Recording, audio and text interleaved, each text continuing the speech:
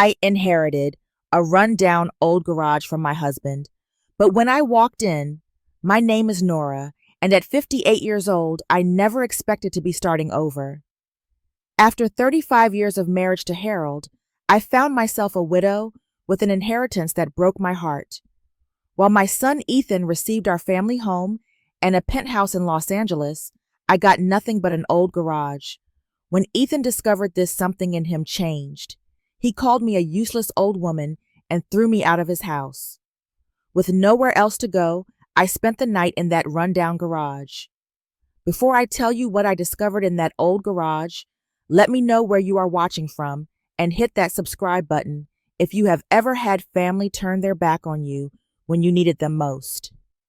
I grew up in a middle-class family in a small town outside Chicago. Life was simple but good.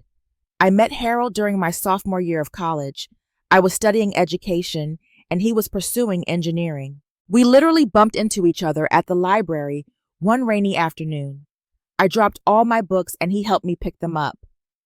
When our eyes met, I felt something I had never felt before. It was like time stood still for just a moment. We started dating, and within a year, we were inseparable. Harold was brilliant, kind, and had this quiet determination about him. After graduation, we got married in a small ceremony with just our families and closest friends. Harold got a job offer in California with an automotive company, so we packed up and moved west to start our life together. We settled into a modest home in a nice neighborhood. I found a job teaching 4th grade at a local elementary school, and Harold worked his way up at the company. He had such a passion for automotive engineering. He would come home excited about new designs and innovations. Sometimes he would sketch ideas on napkins during dinner, his eyes lighting up as he explained concepts I barely understood. For years, we tried to have children with no success. The doctor said it might never happen for us. It was a difficult time, but we leaned on each other and found joy in our careers and our relationship. Then when I was 46 and had given up hope, I discovered I was pregnant. It felt like a miracle. Ethan was born and our lives changed completely. Harold and I poured everything into raising our son. We wanted to give him every opportunity. As he grew up, it became clear that Ethan was gifted. He was smart like his father, but also had a charisma that drew people to him. When he decided he wanted to attend an expensive private university to study business and real estate, we supported him completely, even though it meant dipping into our retirement savings. We watched proudly as Ethan graduated and began building a successful career in real estate in Los Angeles. He was living the California dream, and we were so happy for him, even though we saw him less and less frequently as his life got busier. Then, without warning, Harold started feeling unwell. He lost weight and complained of back pain. When we finally got him to see a doctor, the diagnosis was devastating. Pancreatic cancer, stage 4. The doctors gave him 6 months at most. It felt like the floor had dropped out from beneath me. Those final months were both precious and painful. Harold declined rapidly faster than any of us expected.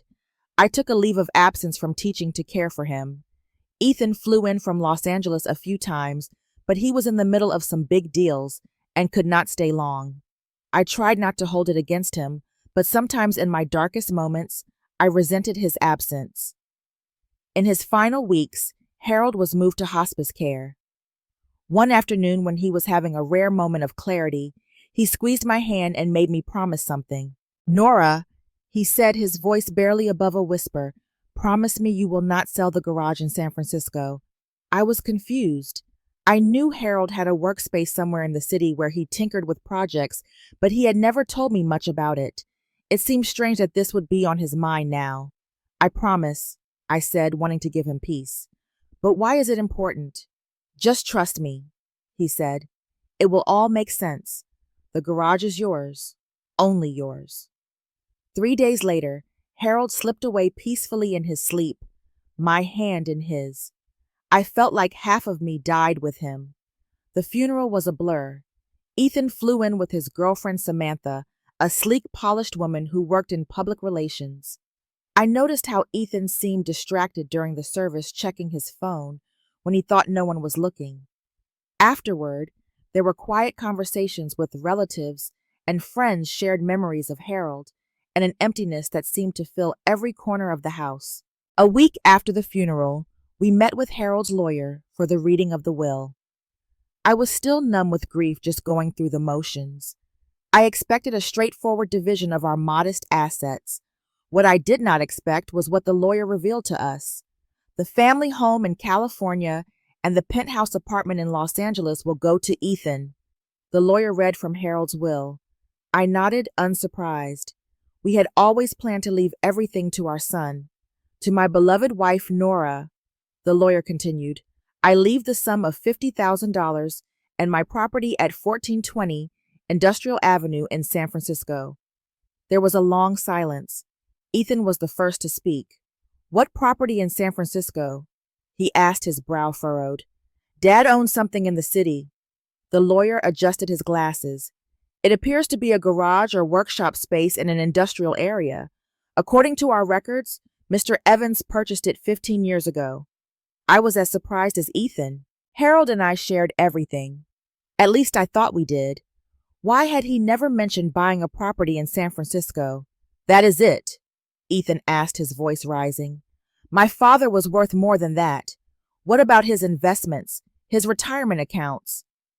I'm afraid those were largely depleted in recent years, the lawyer explained patiently. The medical bills, combined with some investments that did not perform well significantly, reduced the estate's value. Ethan's face hardened as he turned to me. Did you know about this secret property? I shook my head, still trying to process everything. He mentioned a garage before he died, but this is the first I'm hearing about him owning property in San Francisco. The meeting ended with Ethan barely containing his anger. As we walked to our cars, he was already on his phone looking up the address of the garage. It must be worth something, he muttered. Prime San Francisco real estate. Maybe Dad left the best asset to you after all. I did not know what to say. I was still grieving, still trying to imagine a life without Harold. The garage seemed like an unimportant detail compared to the loss I was feeling. For the next 2 weeks, I stayed in the guest room of what was now Ethan's house. I could not bear to sleep in the bedroom I had shared with Harold, and Ethan had made it clear he wanted to renovate and eventually sell the property. He and Samantha had already moved into the master bedroom, and I could hear them late at night discussing plans for the house that erased any trace of Harold and me. During those weeks, Ethan's behavior toward me changed dramatically. He became distant, almost cold. Samantha barely acknowledged my presence, speaking to me only when absolutely necessary. I overheard them one night, their voices carrying through the thin walls. Your mom cannot stay here forever, Samantha was saying. We need to get the house on the market before summer ends. I know, Ethan replied, but where is she supposed to go? She has not worked in years. That is not our problem, Samantha said firmly. She has that garage, does not she, and some money. She will figure it out. The tension in the house grew thicker each day. I tried to stay out of their way, spending hours sorting through Harold's belongings, trying to decide what to keep and what to let go. It was during this process that Ethan and I had our final confrontation. I was in Harold's home office looking through his papers when Ethan walked in. He had been drinking something he rarely did. What are you doing? He demanded, his words slightly slurred. Just organizing your father's papers, I said quietly. There is a lot to sort through. Looking for more secret assets, he asked, his tone accusatory. Ethan, please, I said, feeling tears threatening. I did not know about the garage. I swear. Right, he scoffed. You were married for 35 years, and you expect me to believe he kept secrets from you. You probably convinced him to cut me out of something valuable. That is not true, I protested, my voice breaking. Your father loved you. He gave you everything we had. Not everything, Ethan said bitterly. And now I have to support you too. You are just a useless old woman. Dad carried you your whole life, and now you expect me to do the same. His words hit me like physical blows. I stood there, papers clutched to my chest, unable to speak. I want you out of this house. Ethan continued, his voice cold. Tomorrow. Take whatever belongs to you and go to your precious garage. Ethan, please, I whispered. This is my home. Not anymore, he said. This is my house now, and I do not want you in it. He turned and walked out, slamming the door behind him. I sank into Harold's chair, my whole body shaking with sobs. How had it come to this? How could my sweet boy, whom I had loved and nurtured, speak to me with such cruelty? The next morning, I packed a small suitcase with clothes and a few precious photos. Ethan was already gone, having left early for a meeting in the city. Samantha watched from the kitchen as I loaded my things into Harold's old car. You know he did not mean what he said, she offered, not meeting my eyes. He is just grieving. I nodded, not trusting myself to speak. We both knew she did not mean it, that she was relieved to see me go. I took one last look at the house that had been my home for decades, then drove away, tears blurring my vision. The drive to San Francisco took almost 2 hours. I had the address of the garage programmed into my phone's GPS, but my mind was elsewhere. I kept replaying Ethan's words in my head, each repetition like a knife twisting in my heart. Had I really been a burden to Harold all these years? Had my son always seen me this way? The industrial area where the garage was located looked rough and unwelcoming. The buildings were old Mini with graffiti-covered walls and barred windows. I drove slowly, checking the numbers on each building until I found 1420, a standalone garage with faded blue paint and a rusted roll-up door. It looked abandoned, unloved. This was my inheritance. I parked in front and sat in the car for several minutes, gathering my courage. It was getting late, the sun already beginning to set, casting long shadows across the cracked pavement. I had nowhere else to go. This was it. With a deep breath, I grabbed my suitcase and the keys the lawyer had given me. There were several on the ring, and I tried each one in the padlock on the roll-up door without success. Finally, I noticed a regular door on the side of the building and tried the keys there. The third key worked, though the door stuck, and I had to push hard to open it. The smell hit me first, a musty combination of oil dust and something metallic. I fumbled for a light switch and found one just inside the door. A single bulb flickered to life, illuminating a space that was bigger than it looked from outside, maybe 30 by 40 feet. The concrete floor was stained with oil, and every surface was covered in a layer of dust. Cobwebs hung from the ceiling beams. In one corner sat a workbench cluttered with tools I could not identify. Along one wall were metal shelves stacked with boxes and equipment. There was an old desk against another wall, covered in papers and what looked like blueprints. And to my surprise, in a small alcove, I found a cot with a sleeping bag, a camping stove, and a mini refrigerator. Had Harold spent nights here? But what caught my attention and brought fresh tears to my eyes were the photos.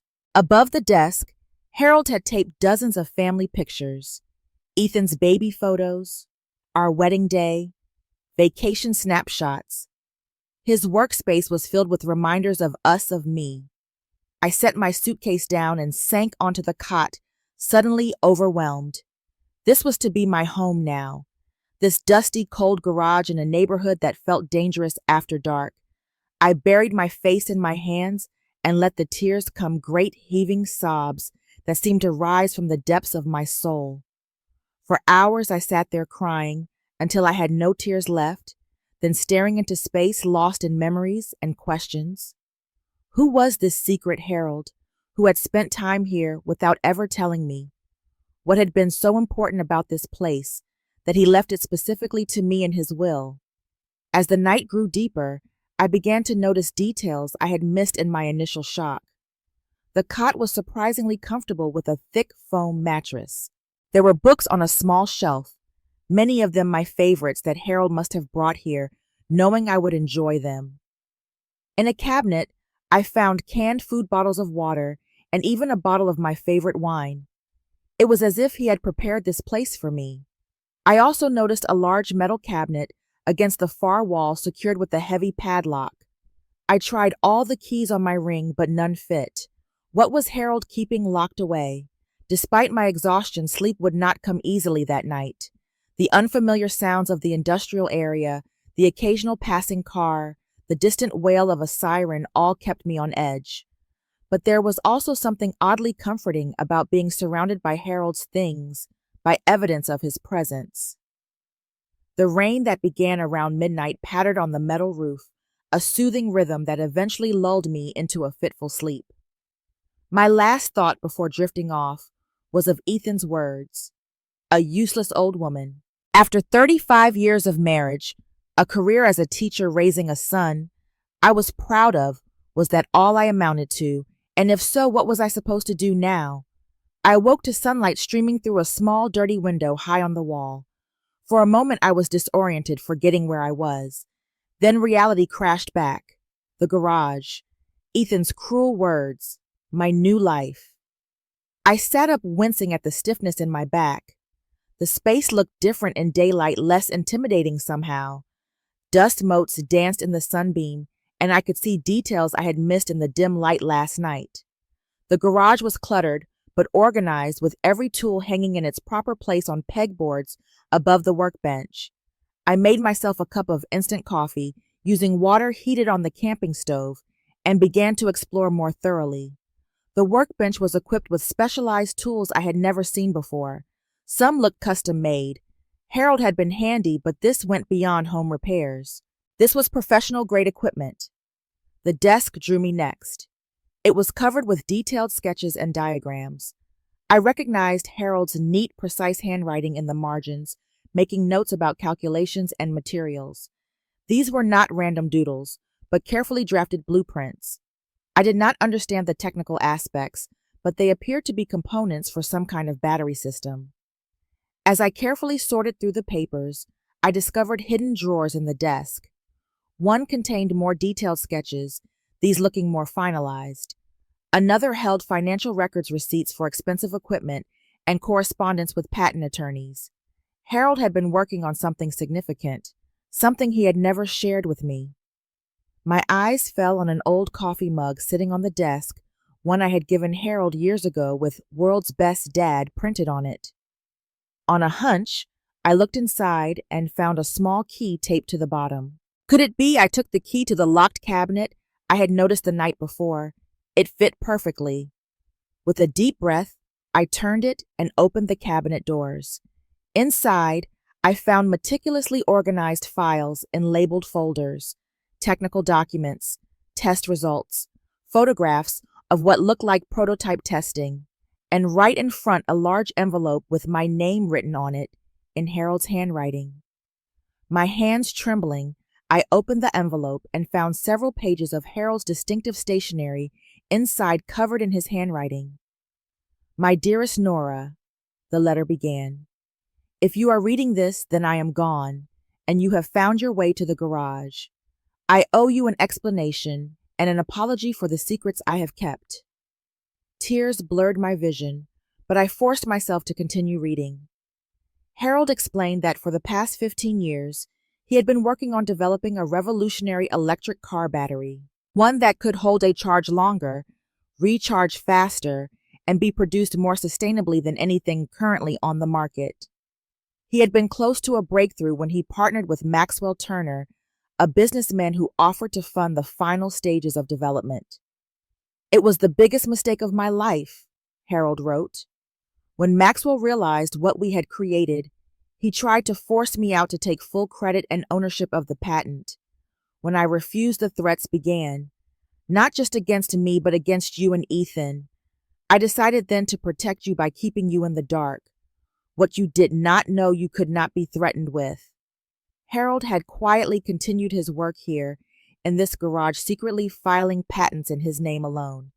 The technology was now fully developed, tested, and legally protected. "The patent and all supporting documentation are in the blue folder," the letter continued. "My attorney, Julia Winters, knows everything and can help you move forward. Her card is enclosed. This technology is worth millions, Nora, possibly billions, as the world transitions to electric vehicles. I am leaving it to you, not Ethan, because I know you will use it wisely. You always were the moral compass of our family." I sat back, stunned. This rundown garage contained a technological breakthrough potentially worth a fortune. This was why Harold had been so insistent that I not sell it. Be careful of Maxwell Turner, the final paragraph warned. He knows about the technology, but does not know where I kept the prototype and documentation. He will try to find you when he learns of my death. Trust no one except Julia, and know that everything I did out of love for you. You were never a burden, Nora. You were my strength, my heart, my home. I pressed the letter to my chest, fresh tears flowing. Harold had not abandoned or betrayed me.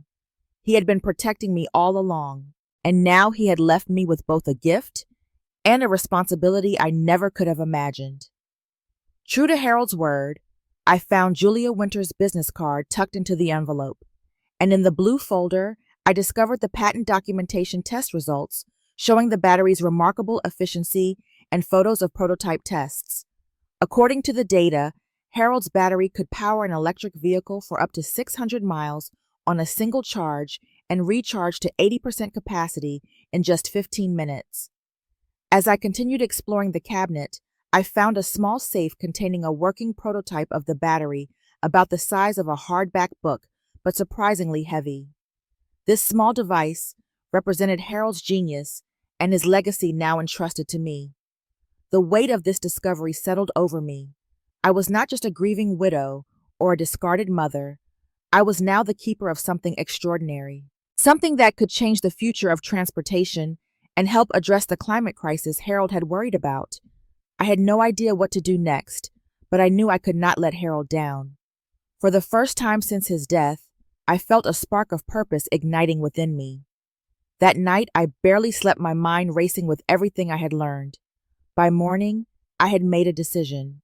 I would honor Harold's trust in me. I would see this through. I called Julia Winters first thing, trying to keep my voice steady as I explained who I was. There was a moment of silence on the other end of the line. "Mrs. Evans," she finally said, her voice warm with recognition. "Harold told me you might call someday. I'm so sorry for your loss." We arranged to meet that afternoon at her office in downtown San Francisco.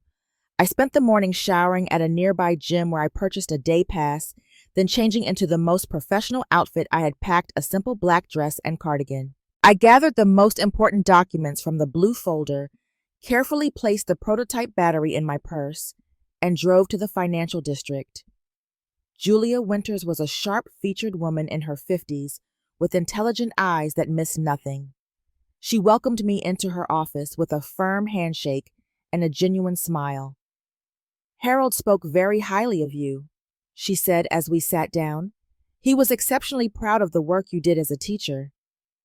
This small mention of Harold's regard for me brought unexpected tears to my eyes. I blinked them away and got down to business, showing her the patent documents and the prototype. "The patent is absolutely valid and fully registered," Julia confirmed after examining the paperwork. Harold was meticulous. "And yes, this technology is potentially worth an enormous amount of money. Major automobile manufacturers would be very interested." "How do I proceed?" I asked. "Carefully," Julia advised. "Maxwell Turner has been making inquiries since Harold's death.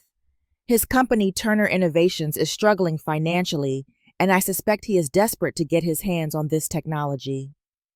She recommended I explore potential buyers while maintaining strict confidentiality about the nature of the technology and my connection to it.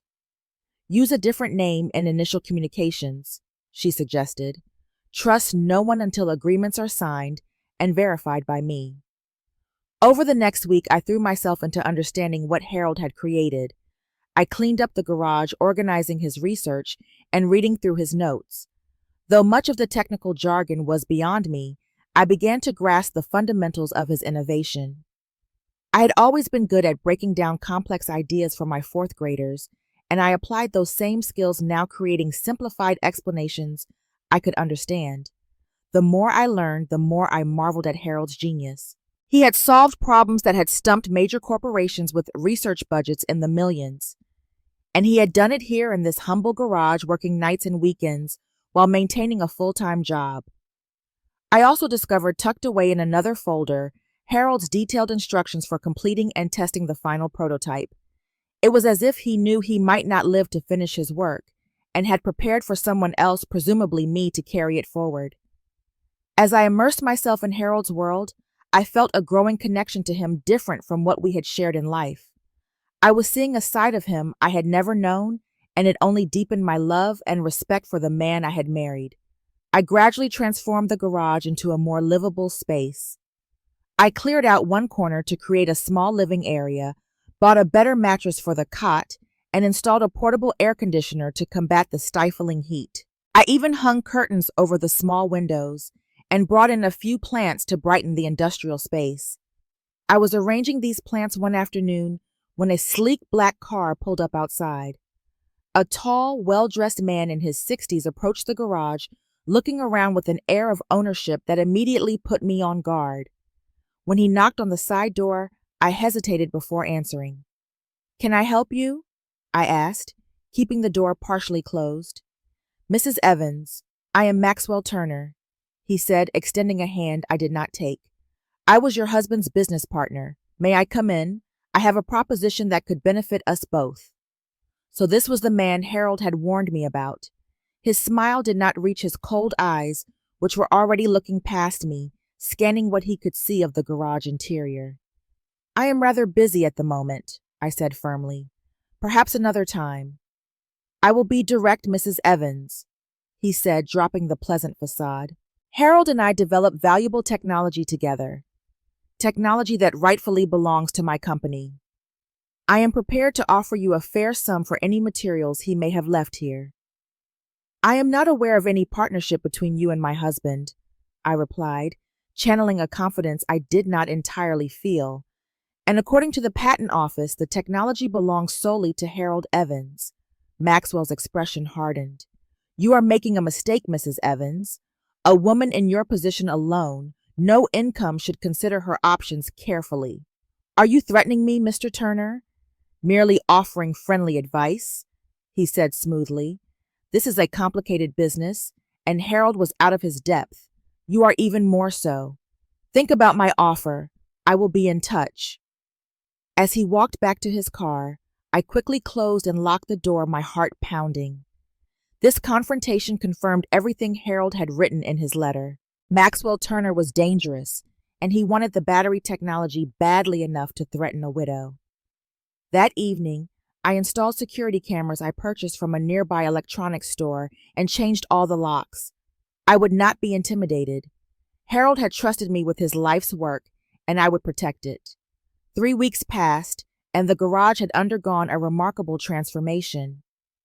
I had painted the walls a warm cream color, installed better lighting, and created distinct areas for living and working.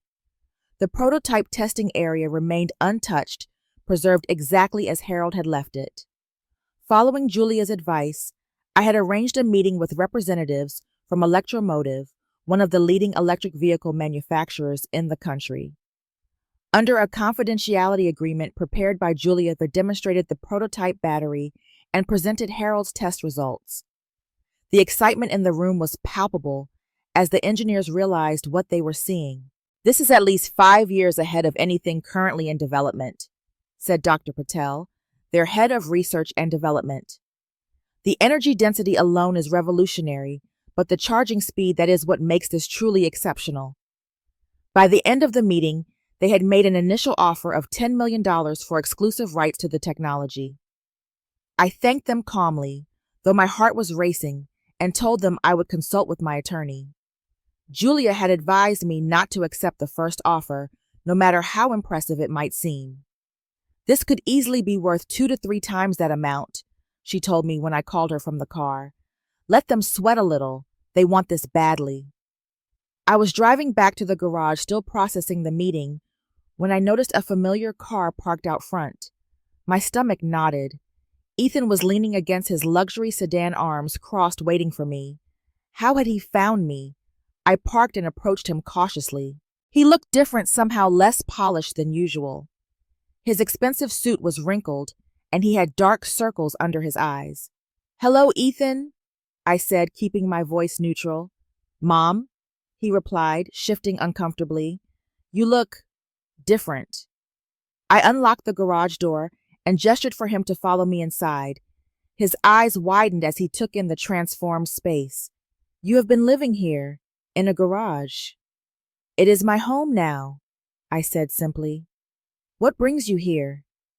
Ethan, how did you find me? He ran a hand through his hair, a gesture so like Harold that it made my heart ache. I hired someone, a private investigator. I needed to talk to you. About what? I am in trouble, Mom, he admitted, slumping down onto a chair. Serious financial trouble. Those real estate deals I was so proud of, they are collapsing. The market turned and I leveraged too much. I owe millions. Even selling Dad's house will not cover it. And Samantha? I asked. Gone, he said bitterly. As soon as she realized I was not going to be rich anymore. Turns out she was mainly interested in my money and connections. I felt a complex mixture of emotions, sadness for my son's pain, but also a strange sense of justice. I am sorry to hear that, I said and meant it, but I am not sure how I can help. I thought maybe Dad left you something valuable after all, Ethan said, looking around the garage with new interest. This place it is in San Francisco. The land alone must be worth something. Maybe we could sell it, split the proceeds. Before I could respond, there was a sharp knock at the door. Through the window, I could see Maxwell Turner standing outside, flanked by two men in suits. Mom, Ethan said, his voice suddenly urgent, there is something else you should know. I have been talking to a man named Maxwell Turner. He says Dad stole technology from him, and he is willing to pay me to help recover it. The betrayal hit me like a physical blow. You led him here? I asked, my voice barely a whisper. I did not think it was a big deal, Ethan protested. He said it was just business papers, intellectual property that belonged to his company. The knocking grew more insistent. Mrs. Evans, Maxwell called through the door. I know you are in there. I have my attorneys with me. We can discuss this reasonably, or we can take legal action. I looked at my son, this young man I had raised with love, but who had been willing to betray me for money. You need to decide right now whose side you are on, Ethan. For a long moment he was silent, conflict clear on his face. Then something shifted in his expression. What do you need me to do? He asked quietly. I felt a flutter of hope. Stall them, I said. Tell them I am not here, that you are just checking on the property. I need 2 minutes. While Ethan went to the door, I quickly retrieved a folder from the safe, one I had prepared after Maxwell's first visit. When I heard Maxwell's voice growing agitated, I joined them at the door. Mr. Turner, I said calmly, I believe this conversation is long overdue. Maxwell smiled thinly. Indeed, Mrs. Evans. As I was explaining to your son, your husband misappropriated valuable intellectual property from my company. I have these gentlemen here to discuss the legal implications. That is interesting, I said, opening the folder, because I have here copies of emails from you to Harold, threatening him and his family if he did not surrender his patent rights to you. I also have recorded phone conversations Harold saved documenting similar threats. My attorney has the originals in safekeeping with instructions to release them to the authorities if anything happens to me. The color drained from Maxwell's face. The lawyers exchanged uncomfortable glances. This technology was developed solely by Harold Evans, I continued. The patent is ironclad, as your lawyers can verify. You have no claim to it, legal or moral. And if you continue to harass me or my family, I will not hesitate to pursue both criminal and civil actions against you. For a tense moment, no one spoke. Then one of the lawyers leaned over and whispered something to Maxwell, who glared at me with undisguised hatred. This is not over, he said, but I could see the defeat in his eyes. He knew I had him cornered.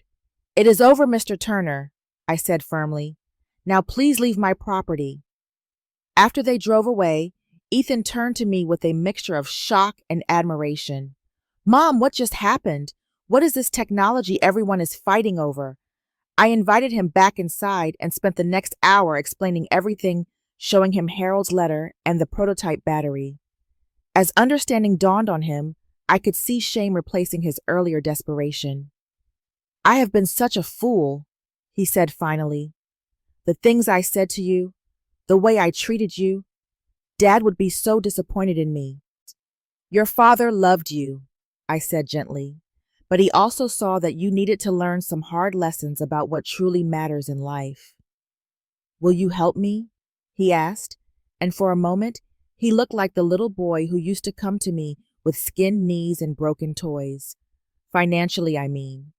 I took a deep breath. This was the test, the moment of truth. No, Ethan, I will not. Not right now. His face fell, but I continued. You called me a useless old woman who was carried by your father. You threw me out of my home with nowhere to go. You conspired with a man who threatened your father. Those actions have consequences. But, Mom, let me finish. I am not abandoning you. I will always be your mother, and I will always love you. But you need to find your own way now to rebuild your life on a foundation of work and integrity, not quick money and shortcuts. How am I supposed to do that with millions in debt? He asked, desperation creeping back into his voice. Julia will help you file for bankruptcy, I said. It will not be easy, but it will give you a fresh start. And when you have shown that you are building a life based on better values, then we can talk about your future role in managing the battery technology patent. It was a difficult conversation, but by the end, I saw a glimmer of understanding in Ethan's eyes. He left with a promise to meet me for dinner the following week, a first step in what I knew would be a long journey of rebuilding trust. As I watched him drive away, I felt a strange sense of peace. Harold had left me more than a valuable technology. He had left me the opportunity to find my own strength and to help our son find his way back to the values we had tried to teach him. 6 months later, I stood on the deck of my new home, a modest but beautiful house overlooking Monterey Bay. The sale of the battery technology had been finalized at $25 million with ongoing royalties that would provide financial security for generations. Electromotive was already developing vehicles using Harold's innovation, with the first model set to hit the market the following year. Behind the house, I had built a garage that echoed the layout of Harold's workspace in San Francisco, though with considerably more comfort and style. Here, I kept mementos of Harold's work and continued to learn about the field that had so captivated him. The money had changed my life, but not in the ways I might once have expected. Instead of luxury and indulgence, I found purpose in establishing a foundation to help older women facing financial insecurity after the loss of a spouse. So many women my age had devoted their lives to family, only to find themselves vulnerable and alone in later years. The Nora Evans Foundation provided both financial assistance and education, helping women build independence and security. I had also created a small engineering scholarship in Harold's name, specifically for students from underprivileged backgrounds with promising ideas in sustainable technology. The first recipients had already been selected bright young minds that reminded me of Harold in their creativity and determination. Ethan's journey had been difficult, but transformative. After filing for bankruptcy, he had moved into a small apartment and taken a job with a construction company starting at the bottom despite his business degree. He worked hard, putting in long hours and learning the industry from the ground up. He had broken things off with Samantha for good and was now dating a kindergarten teacher who reminded me a little of myself at that age, kind and grounded. We had dinner together every Sunday, a tradition that had become sacred to both of us. Sometimes we talked about Harold sharing memories that kept him alive in our hearts. Other times, we discussed the future, including Ethan's growing interest in sustainable building practices, inspired by his father's work in clean energy.